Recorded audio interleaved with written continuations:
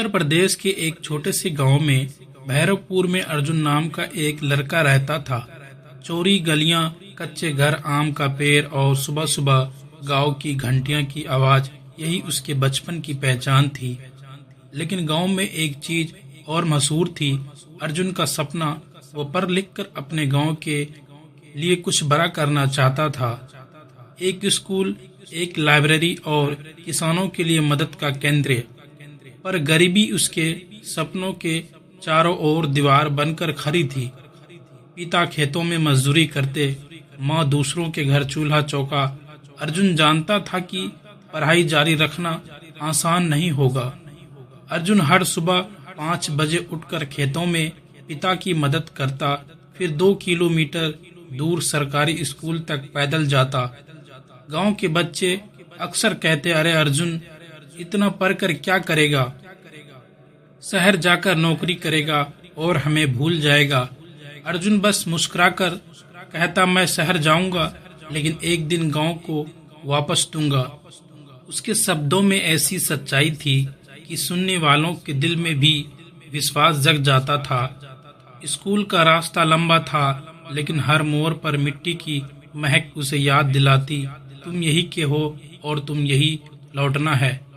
12वीं के बाद अर्जुन को शहर के कॉलेज में एडमिशन मिल गया, लेकिन फीस इतनी ज्यादा थी कि घर में तनाव फैल गया।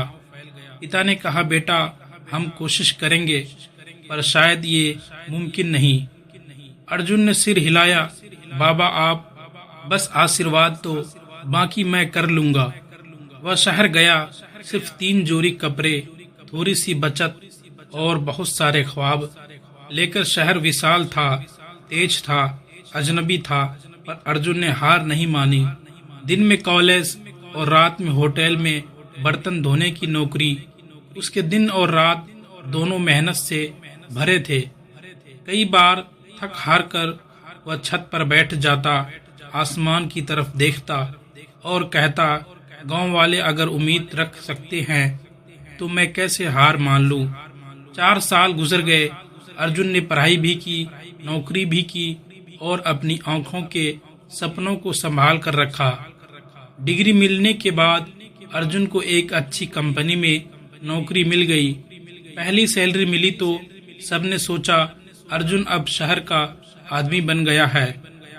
लेकिन अर्जुन ने सबसे पहले बस का टिकट लिया।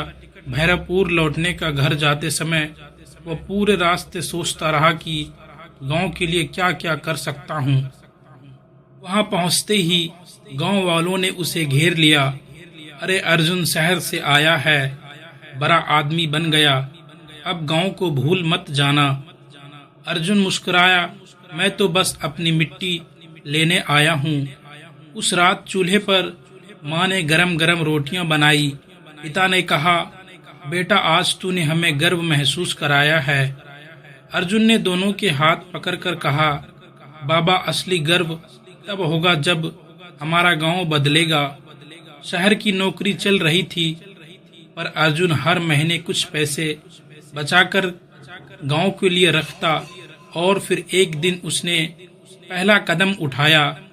गांव के बच्चे के लिए एक छोटा सा लाइब्रेरी रूम, पुरानी डोनेटेड किताबें और हर दीवार पर मोटिवेशनल पेंटिंग्स।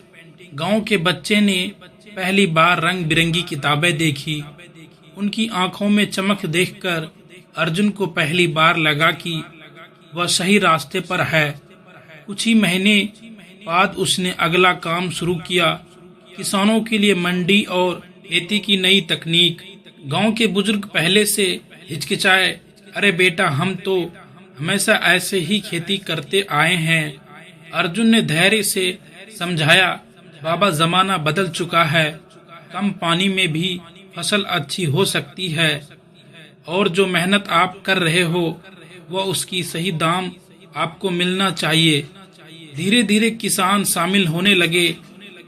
पहली अच्छी फसल आई तो गांव में खुशी की लहर दौड़ गई। कुछ सालों बाद अर्जुन ने शहर की नौकरी छोड़ दी और पूरी तरह गांव आ गया।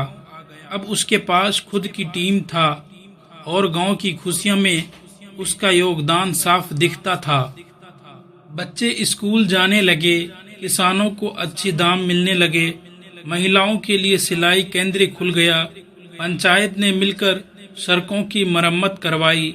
गांव की पहचान अब सिर्फ गरीबी नहीं बल्कि प्रगति बन चुकी थी। एक दिन स्कूल की छुट्टी के बाद एक छोटी सी बच्ची चंपा आई और बोली, अर्जुन भैया, मैं बड़ी होकर टीचर बनूंगी, आपकी तरह अपने गांव के लिए कुछ करूंगी। अर्जुन की आंखें भर गई। उसे लगा उसका सपना पूरा हो रहा है, क्योंकि बदलाव वही था जो नई पीढ़ी तक पहुंच चुका था।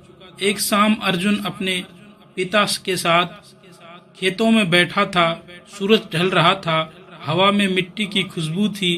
पिता बोले, अर्जुन, तुमने सच में इस मिट्टी का कर्ज उतार दिया। अर्जुन ने मुस्कुराकर कहा, बाबा, ये मिट्टी मुझे हर दिन याद दिलाती है कि मैं कौन हूँ।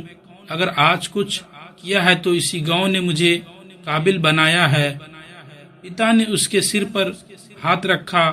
बेटा, तूने सिर्फ अपना नहीं, पूरे गांव का भविष्य बदल दिया है। अब भैरवपुर का नाम आसपास के इलाकों में मिसाल बन चुका था। लोग कहते, गांव तो पहले जैसा ही है, लेकिन सोच बदल चुकी है। हर सोच बदलने वाला एक अर्जुन है। अर्जुन अक्सर बच्चों से एक बात कहता, जो मिट्टी तुम्हें पैदा करती है उसके कभी अकेला मत छोड़ना। शहर जाना ठीक है, लेकिन अपने गांव के लिए एक दिन जरूर लौटना।